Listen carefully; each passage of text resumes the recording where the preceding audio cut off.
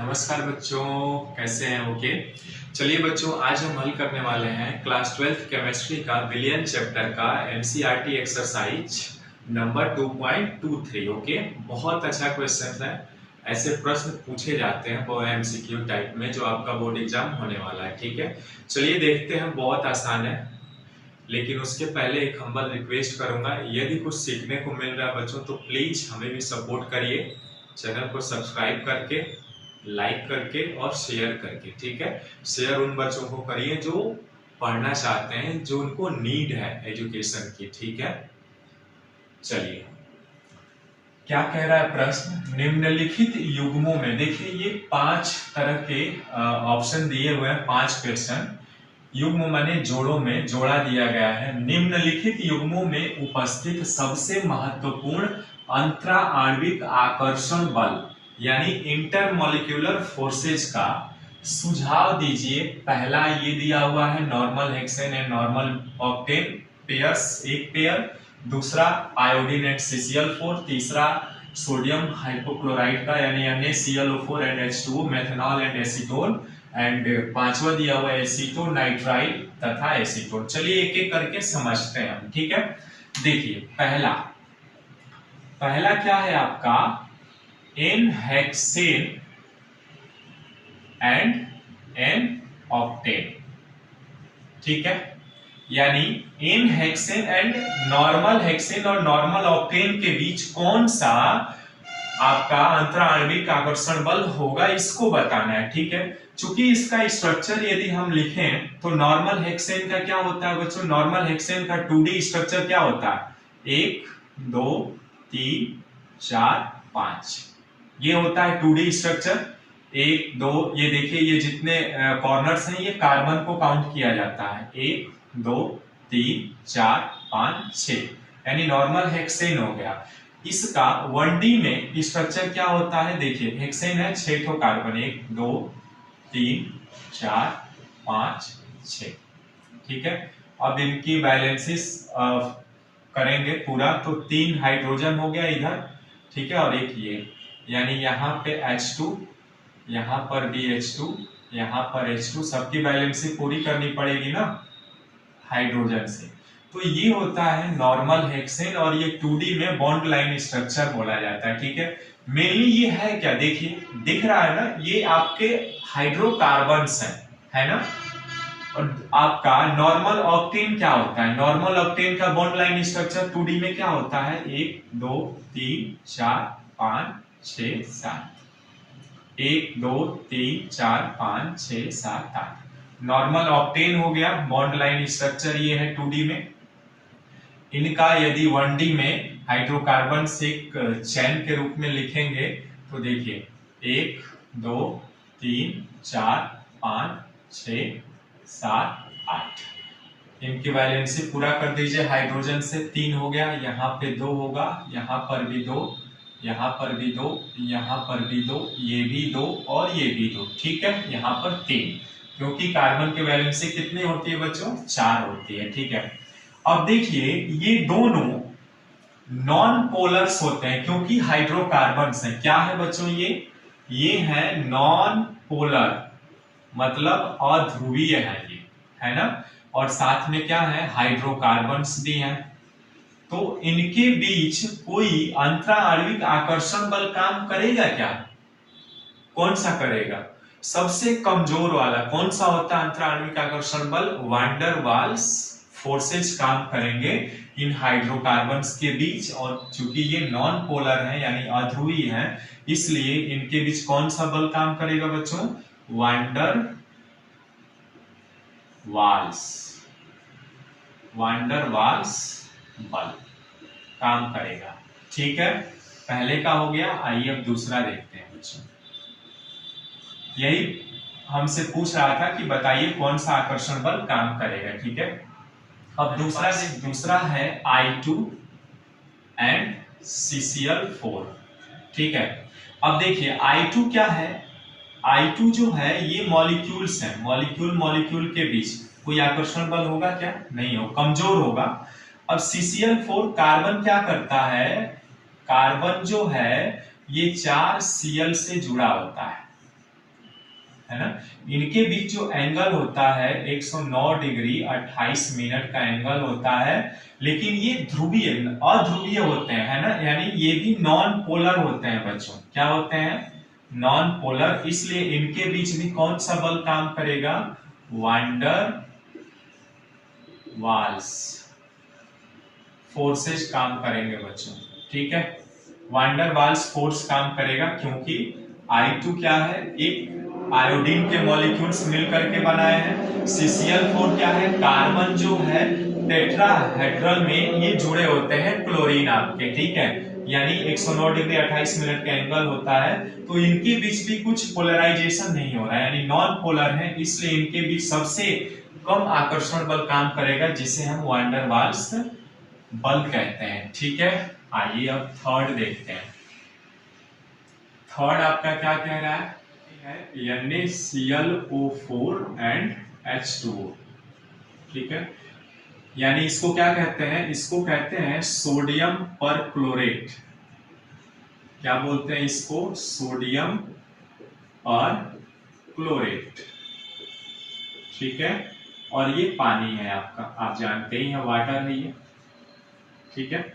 अब देखिए इसमें सोडियम परक्लोरेट क्या है? एक ये दोनों क्या है? इनऑर्गेनिक। ये सोडियम परक्लोरेट एक इनऑर्गेनिक कंपाउंड है, अर्थात आयनित होता है, यानी Na प्लस में होता है और ClO4 माइनस में होता है। H2O में भी H क्या होता है? आंशिक धनावेशित होता है और ऑक्सीजन आंशिक ऋणावेशित होता है, ठीक है। यानी इसकी यदि स्ट्रक्चर बनाएंगे आप तो देखिए Cl है ना, Cl से ये डबल बॉन्ड ऑक्सीजन जुड़े होते हैं, ठीक है,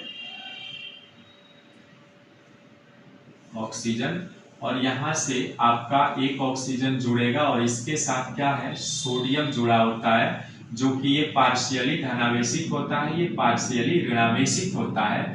H2O में भी यही होता है, O से दोनों हाइड्रोजन जुड़े होते हैं बच्चों, ठीक है,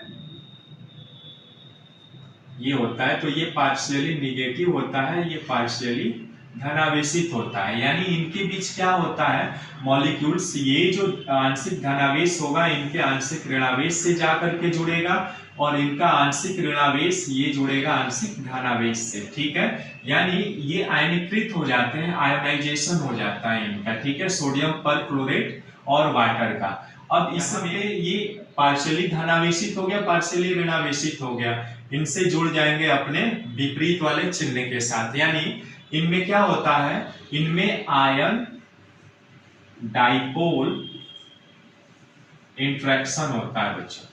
इंटरेक्शन क्या होता है? आयन डाइपोल द्विध्रुव इंटरेक्शन होता है। ये फोर्स काम करती है इनके बीच, आयन डाइपोल इंटरेक्शन फोर्सेस काम करती हैं, क्योंकि सोडियम परक्लोरेट एक इनऑर्गेनिक है और ये आपके डबल बॉन्ड O से और सिंगल बॉन्ड O और सोडियम जुड़ा होता है, और ये पानी का स्ट्रक्चर होता है, ठीक है। तो इस तरीके से हम आसानी से आयन डाइपोल इंटरेक्शन बोल सकते हैं कि इनके बीच कौन सा बल अंतराणविक आकर्षण बल काम करता है? आयन डाइपोल इंटरेक्शन फोर्सेज काम करते हैं, ठीक है। चौथा जो है मेथेनॉल, चौथा मेथेनॉल तथा एसीटोन है ना, मेथेनॉल तथा एसीटोन, ठीक है। अब देखिए मेथेनॉल का फार्मूला क्या होता है? CH3OH होता है।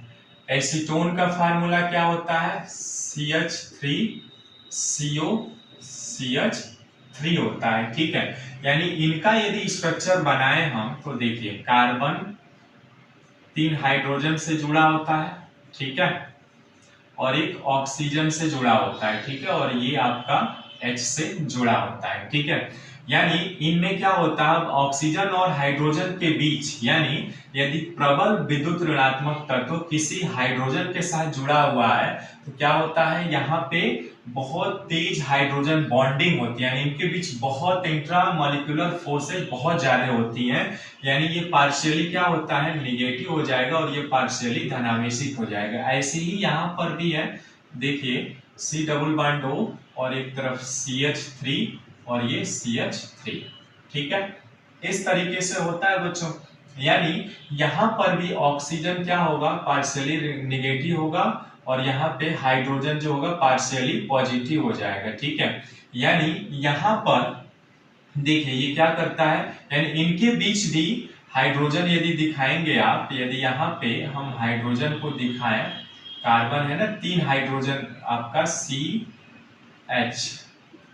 है ना, HHH, तो इनके बीच भी क्या होगा आपका पार्शियली धनावेशित, यानी इसका पार्शियली धनावेशित इसके साथ जाएगा और पार्शियली ऋणावेशित इसके साथ जाएगा, यानी इनके बीच बहुत ज्यादा अट्रैक्शन हो जाएगा। यानी इनके बीच कौन सा बल बनता है, हाइड्रोजन बॉन्डिंग फोर्सेज काम करती हैं। क्या करती हैं, हाइड्रोजन बॉन्डिंग होती हैं, क्योंकि आप जानते हैं कि ऑक्सीजन हाइड्रोजन के साथ जुड़ता है तो ऑक्सीजन के पास मोर इलेक्ट्रोनेगेटिविटी होती है जो हाइड्रोजन के इलेक्ट्रॉन्स को अपनी ओर खींचती है। ठीक है, तो वही चीज यहाँ पे हाइड्रोजन बॉन्डिंग हो जाती है। ठीक है, क्लियर है यहाँ तक? Okay, aceto nitrile, aceto nitrile, ठीक है, तथा एसीटोन, एसीटोन।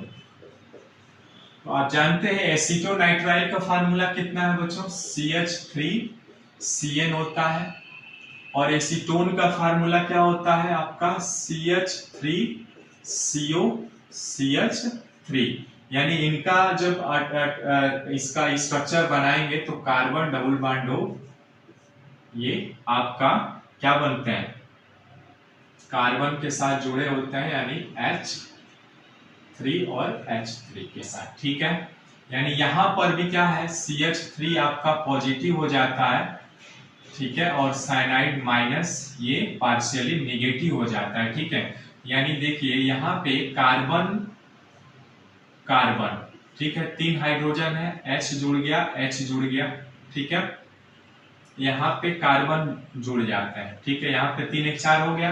कार्बन और नाइट्रोजन के बीच ट्रिपल बॉन्ड फॉर्मेशन होता है, इसीलिए ये पार्शियली जो निगेटिव होता है ये भी पार्शियली निगेटिव हो जाएगा, ये पार्शियली पॉजिटिव हो जाता है। तो यहाँ पे ये निगेटिव पॉजिटिव के साथ जुड़ जाता है, पॉजिटिव आपका निगेटिव के साथ जुड़ता है। ठीक है, तो यहाँ पर भी पार्शियली निगेटिव है, पार्शियली पॉजिटिव के साथ जुड़ेगा, यानी यहाँ पे डाइपोल डाइपोल इंट्रैक्शन होता है बच्चों। क्या होता है, डाइपोल डाइपोल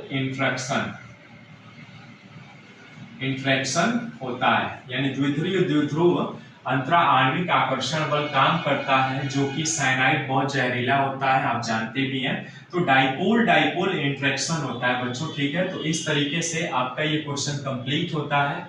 मिलते हैं फिर नेक्स्ट वीडियो में एक नए प्रश्नों के साथ। नमस्कार।